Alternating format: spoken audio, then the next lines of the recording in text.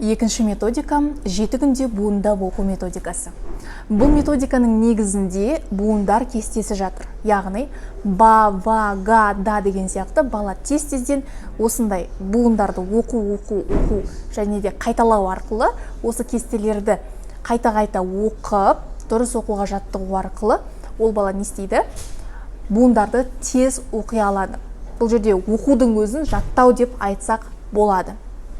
Сонымен қоса басқа да жаттығулар баланың мына миын дамытып, оның креативтілігін дамытып, есте сақтау қабілетін дамытуға бағытталған. Солардың арқасында сіздің оқушыңыз немесе балаңыз буындарды 7 күннің ішінде оқып шыға алады.